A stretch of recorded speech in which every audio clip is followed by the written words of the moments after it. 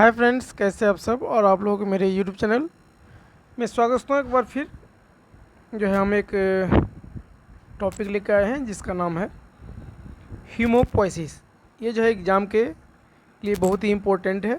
यहाँ से एग्ज़ाम में बहुत सारे क्वेश्चन आते हैं जो कि ये चैप्टर आपके लिए बहुत ही इम्पोर्टेंट है। जो भी लैब टेक्नीशियन का कमिंग जो भी पोस्ट निकाला गया है उसकी तैयारी कर रहे हैं तो आपके लिए बहुत ही इम्पोर्टेंट रहने वाला है ये चीज़, ये चैप्टर। इसके पूरा ध्यान से पढ़ेंगे, बहुत से आपको यहाँ से क्वेश्चन मिलने वाला है। तो चलिए देखते हैं क्या है आज का टॉपिक। आज का जो टॉपिक रहने वाला है आपका हीमोपोइसिस या हीमेटोपोइसिस भी बोल सकते हैं उसको। तो हीमोपोइसिस क्या होता है? Haemopoiesis is the process of formation, development, maturation of all blood cell from pluripotent haemopoietic stem cell, जिसको हम लोग शॉर्ट में HSCS बोल सकते हैं। ठीक है, haemopoietic steam cells present mainly in the bone marrow, जो कि कहाँ रहता है? बोन मैरो में होता है। तो क्या हुआ इसका मतलब? इसका मतलब ये हुआ कि ब्लड का जो भी सेल है आपका फॉर्मेशन से लेकर के डेवलपमेंट, मैच्योरेशन जो भी है उसका प्रोडक्शन होना, फॉर्मेशन, डेवलपमेंट, मैच्योरेशन जो भी होता है, एक सेल रेडी होता है पूरा, उसको हम लोग बोलते हैं हीमोपोइसिस, माने फॉर्मेशन ऑफ ब्लड का पूरा बनना। इसमें आता है आपका डेवलपमेंट, मैच्योरेशन, फॉर्मेशन, ये सारा का सारा चीज़ तीनों मिला करके बनता है। ये प्रोसेस, ये तीनों जो है एक प्रोसेस है। ठीक है, इस प्रोसेस से बनता है आपका ब्लड, जिसको हम लोग बोलते हैं हीमोपोइसिस या हीमेटोपोइसिस।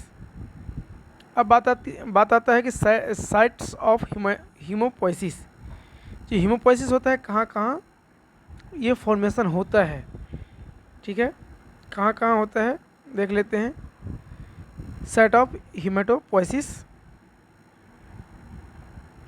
आपका है स्टेज और साइट। एम्ब्रियोनिक स्टेज में, जो कि 0 से 2 मंथ का होता है, उसका फॉर्मेशन कहाँ से होता है? योग सैक से होता है। फेटल जो 2 से 7 मंथ का बेबी होता है, उसका फॉर्मेशन कहाँ होता है? ब्लड, लीवर एंड स्प्लीन में। लेट फीटल टू एडल्ट, उसका कहाँ पे होता है? आपका हीमोपोइसिस। ये हीमोपोइसिस होता है आपका बोन मैरो में। ठीक है, इसके बाद आता है आपका एडल्ट हीमोपोएटिक सेट्स। एडल्ट में कहाँ कहाँ होता है ये आपका बताया गया है।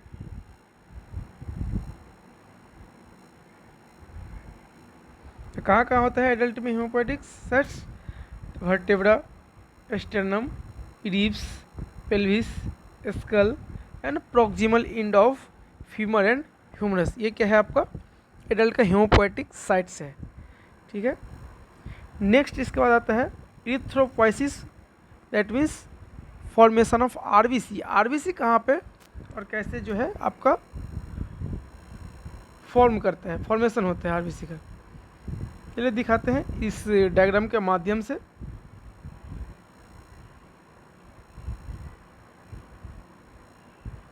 क्या लिखा गया? Haemopoiesis blood cell formation. Blood cell formation कहाँ से होता है? तो बोन मैरो से जो होता है इरिथ्रोपोइसिस का जो स्टेज है, यहाँ पे देखिए फॉर्मेशन ऑफ आरबीसी। उसका सबसे पहला स्टेप क्या बनता है? Haemopoietic stem cell. यहाँ से क्या बनता है? हीमोपोएटिक स्टीम सेल से फॉर्मेशन होता है प्रो इरिथ्रोब्लास्ट। इसके बाद क्या होता है? Basophilic erythroblast. इसके बाद क्या फॉर्मेशन होता है? Polychromatic erythroblast. इसके बाद क्या होता है? ऑर्थोक्रोमेटिक इरिथ्रोब्लास्ट, जिसको हम लोग नॉर्मोब्लास्ट भी बोलते हैं। इसके बाद आता है रेटिकुलोसाइट। इसके बाद आता है मैच्योर आरबीसी। इतने सारे स्टेजेज हैं मैच्योर आरबीसी बनने का। ठीक है, सबसे पहले क्या होता है? हीमोपोएटिक स्टीम सेल्स, वहाँ से क्या बनता है? Pro erythroblast. उसके बाद क्या बनता है? Basophilic erythroblast. इसके बाद क्या बनता है? पॉलीक्रोमेटिक आपका इरिथ्रोब्लास्ट। इसके बाद क्या बनता है? ऑर्थोक्रोमेटिक इरिथ्रोब्लास्ट, जिसको हम लोग नॉर्मोब्लास्ट भी बोलते हैं। इसके बाद बनता है रेटिकुलोसाइट और मैच्योर आरबीसी। इतने सारे प्रोसेस से गुजरना पड़ता है एक मैच्योर आरबीसी को फॉर्मेशन होने के लिए, ठीक है। इसके बाद आता है इसको रेगुलेट कौन कौन करता है। इसको जो रेगुलेट करता है आपको इरिथ्रोपोइटिन, एक हार्मोन होता है, ये करता है। ये इरिथ्रोपोइटिन हार्मोन कहाँ से रिलीज होता, प्रोड्यूस होता है, ये प्रोड्यूस होता है कहाँ से, किडनी से। ये स्टूमुलेट कब होता है, ये क्या करता है, आरबीसी के प्रोडक्शन को स्टूमुलेट करता है। क्या करता है, आरबीसी के प्रोडक्शन को स्टूमुलेट करता है। ये कब क्या करते हैं स्टूमुलेट, ये करते हैं हाइपोक्सिया कंडीशन में। किस कंडीशन में, हाइपोक्सिया कंडीशन में। आप ऐसे जगह पर है जहाँ पर ऑक्सीजन कम है, उस समय क्या करता है, ये जो आपका इरिथ्रोपोइटिन है ये आपका स्टूमुलेट होता है। स्टूमुलेट होकर क्या करता है, बोन मैरो को एक संदेश भेजता है कि आप जल्दी जल्दी आरबीसी को प्रोडक्शन करो। जल्दी आरबीसी प्रोडक्शन क्या होने से क्या होगा, वो आपको ऑक्सीजन सप्लाई करेगा जल्दी जल्दी, ठीक है। तो इसीलिए ये जो हाइपोक्सिया कंडीशन में इरिथ्रोपोइटिन जो है आपका रिलीज होता है। इसके बाद आता है इसके लिए जो है आपका रिक्वायरमेंट क्या क्या है।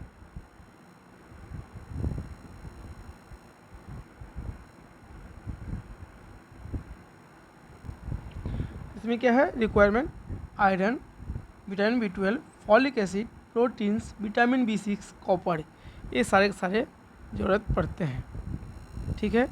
अब लेके चलते हैं हम लोग, एक एक करके सब पढ़ेंगे हम डायग्राम के माध्यम से। इसके बाद हम लोग ल्यूकोपोएसिस बताएंगे, ठीक है। इसके बाद हम लोग बताएंगे इरिथ्रोपोएसिस हो गया। इसके बाद हम लोग बताएंगे थ्रोम्बोपोएसिस, ये सभी के सभी हम लोग बताएंगे डायग्राम के माध्यम से। चलिए अब देख लेते हैं थ्योरी पार्ट्स का। तो ये मैंने बता दिया, erythropoiesis is the process of production and maturation of red blood cell, उसी को बोलते हैं हम लोग इरिथ्रोपोएसिस। मैंने आरबीसी का जब प्रोडक्शन और मैच्योरेशन को एक प्रोसेस को ही बोलते हैं हम लोग इरिथ्रोपोएसिस। ये कहाँ पे होता है, तो रेड बोन मैरो, कहाँ पे, रेड बोन मैरो, मैंने अभी दिखाया पिक्चर में, रेड बोन मैरो से इसका प्रोडक्शन होता है। इसके बाद स्टेजेज ऑफ इरिथ्रोपोएसिस, जो मैंने अभी बोला, haemopoietic stem cell, myeloid stem cell, pro erythroblast, basophilic erythroblast, polychromatic erythroblast, orthochromatic erythroblast, reticulocyte, then mature RBC होता है। अब आते हैं मैच्योरेशन टाइम ऑफ आरबीसी कितना होता है, अप्रोक्सीमेटली 7 डेज में आपका आरबीसी जो है बनके तैयार हो जाता है। इसके बाद फैक्टर क्या क्या रिक्वायर्ड होता है, तब मैंने अभी बताया आपको ऊपर में, iron, vitamin B12, folic acid, protein, vitamin B6, copper, ठीक है। हार्मोन जो बताया अभी इरिथ्रोपोइटिन प्रोड्यूस, जो कि मेनली कहाँ से प्रोड्यूस होता है, आपका किडनी से होता है। इसका फंक्शन क्या है, किसका, आरबीसी का क्या करता है काम, ऑक्सीजन को ट्रांसपोर्ट करता है, कार्बन डाइऑक्साइड को ट्रांसपोर्ट करता है, ल्यूकोपोएसिस। इसके बाद आता है ल्यूकोपोएसिस, ठीक है। तो आरबीसी का क्या काम है, ऑक्सीजन को ट्रांसपोर्ट करना, कार्बन डाइऑक्साइड को ट्रांसपोर्ट करना। कार्बन डाइऑक्साइड क्या करता है, उसको बाहर निकालता है ब्लड के थ्रू, और ऑक्सीजन क्या करता है, ब्लड के थ्रू आपके टिश्यू तक पहुंचाता है, ठीक है। सेल, पूरे जितने भी सेल्स है बॉडी का, ऑक्सीजन को पहुंचाता है। क्या, कौन पहुंचाता है, तो आरबीसी, और जितने भी कार्बन डाइऑक्साइड है वो सब को लेकर के आपको बाहर करता है।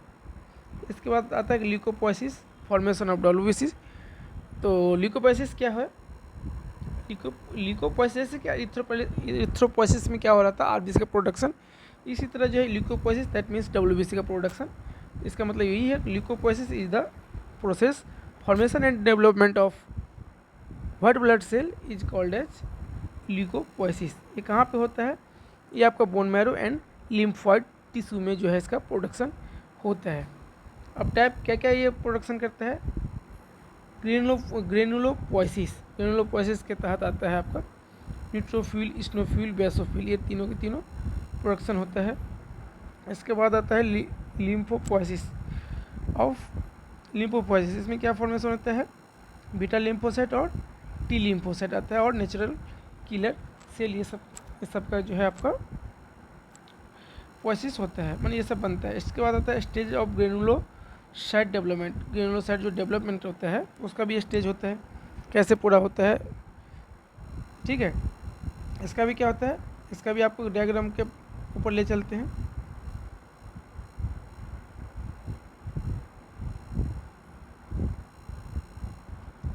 ये देखिए, तो सबसे पहले क्या बनता है आपका ल्यूकोपोएसिस में,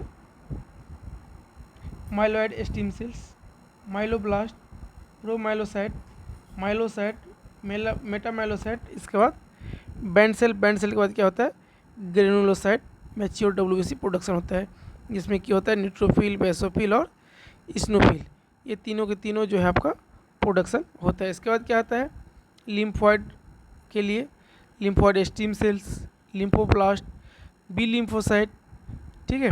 इसके बाद मैच्योर होता है, और एक होता है टी लिम्फोसाइट, ठीक है। टी लिम्फोसाइट के बाद फिर नेचुरल किलर सेल होता है। इस सब को भी जो है रेगुलेट कौन करता है, क्लोनिफॉर्मिंग स्टिमुलेटिंग हार्मोन होता है, फैक्टर होता है CSF, ठीक है।